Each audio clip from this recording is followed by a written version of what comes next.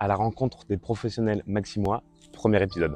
Je me suis dit que ça pouvait être sympa d'aller à la rencontre de certains professionnels maximois et c'est pour ça que je vais vous partager aujourd'hui l'histoire de Joël Cadoré, hypnothérapeute à Sainte-Maxime.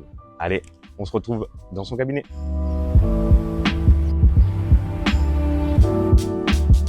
Bonjour à tous, c'est Jérémy de l'agence ici Sainte-Maxime et aujourd'hui j'ai l'honneur de vous présenter Joël Cadoré. Je vais laisser la parole maintenant à Joël pour qu'elle se présente. Merci Jérémy. Alors je suis Joël Cadoré, je suis hypnothérapeute depuis maintenant 25 ans. Au départ j'étais sophrologue, j'ai un master en sophrologie de l'école de Caicedo. Ensuite je me suis dirigée vers l'hypnose tout naturellement. Et puis je pratique depuis, comme je vous l'ai dit, à Paris depuis 25 ans. Je suis professeure à l'école centrale d'hypnose. Je fais des conférences, je suis maître conférencier sur le sujet. J'ai fait une émission de télévision où on m'a demandé de travailler particulièrement sur l'obésité morbide. Je me sers de cet outil magnifique qui est l'hypnose. Merci pour cette présentation, Joël. Qu'est-ce qui t'a motivé finalement pour te reconvertir? Parce que je sais très bien que tu n'avais pas été hypnothérapeute dès le départ. Tu as eu une carrière assez chargée d'ailleurs. J'ai travaillé au groupe Malakoff en tant que directeur commercial. Et puis tout naturellement, les événements de la vie m'ont amené à essayer de trouver quelque chose qui me convienne parfaitement. Et comme je vous l'ai dit au départ, je me suis inscrite à l'école Caicedo pour la sophrologie. Et à travers le travail en sophrologie, qui est un travail extraordinaire, mais avec des contraintes qui me convenaient moins, je me suis intéressée à l'hypnose. Et l'hypnose est un outil avec lequel on va plus vite, puisque nous faisons en état hypnotique des interventions chirurgicales. Donc c'est l'état d'excellence. Bien sûr, bien sûr. Voilà. Et tu pourrais nous en dire un petit peu plus en quoi ça consiste, l'hypnose, des fausses croyances à ce propos? C'est vraiment un état naturel. L'état d'hypnose, c'est un état naturel que nous avons en nous. Donc moi, je ne fais que le réactiver pour optimiser les performances, les qualités, les richesses, de façon à pouvoir se débarrasser de ce qui peut nous encombrer et nous empêcher notre véritable moi. En fait, grâce à l'hypnose, on permet à la personne de sortir la meilleure version d'elle de façon tout à fait naturelle. Mais je mets quelqu'un en état d'hypnose de façon thérapeutique, puisque moi je ne fais que de l'hypnose thérapeutique. L'hypnose de spectacle, c'est autre chose qu'avec son accord. Et à partir de là, on a des résultats magnifiques. Ah ben, ça me fait une petite piqûre de rappel de la conférence que tu avais tenue la dernière fois.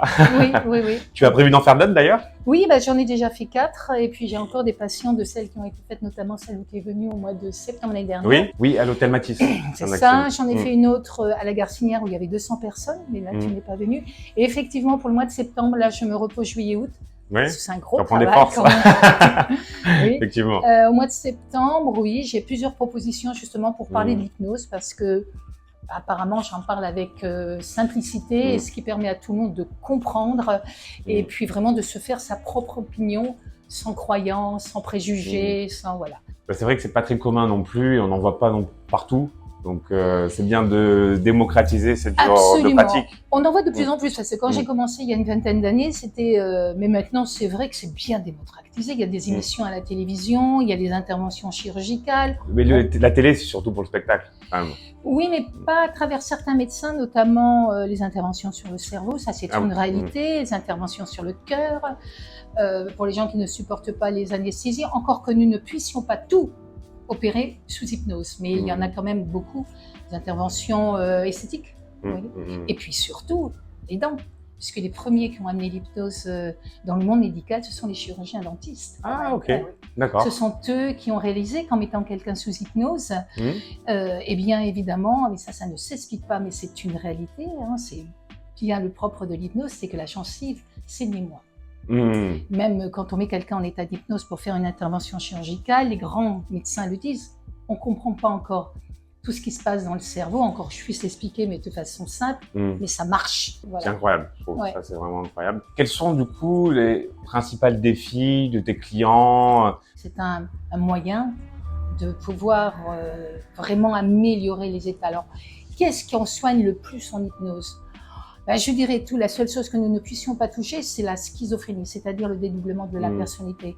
Évidemment, ce qu'on demande le plus, ce sont tout ce qui sont les phobies, c'est-à-dire toutes les peurs, toutes les addictions aussi. D'ailleurs, j'ai pensé à donner tes coordonnées à un client qui a peur qui a le vertige. Il visite un appartement en 4e. Je me permets d'insister, c'est un travail d'équipe. Tout ça, c'est un vrai travail d'équipe avec une vraie véritable association, une compréhension de la personne, de comprendre que je ne fais que réactiver tout ce qu'il y a en lui. Je deviens un peu son coach mental et son coach de vie, pour lui permettre donc de se débarrasser des addictions, de se débarrasser des peurs, de se débarrasser des traumatismes du passé, jusqu'à voir la naissance et même la vie intra-utérine. Évidemment, d'améliorer le sommeil, le comportement vis-à-vis de l'alimentation, enfin... On n'a plus de problème, hein, qu'on vient de voir finalement. Ben, dans tous les cas, on arrive à bien les résoudre. Alors, est-ce que tu pourrais partager une expérience, sans divulguer de nom quoi que ce soit, où l'hypnothérapie a très bien fonctionné? Pour donner un exemple. Ce qui me vient là spontanément, parce que nous sommes un peu dans la période, c'est que je me travaille aussi sur les adolescents et les enfants. Et en ce moment, je reçois, je sais pas, mon téléphone là, mais tellement de messages d'examens réussis, de comportements. Bah, c'est vrai que ça parle du bac là, en plus. Oui. Donc voilà, là ça me vient spontanément. Est-ce que tu aurais un conseil à donner à des personnes qui hésitent à franchir le pas de l'hypnothérapie, mais qui ont du mal à le franchir justement? Bah déjà, c'est comme tout, hein, choisir personne. Et c'est vrai dans la chirurgie, c'est vrai dans la médecine.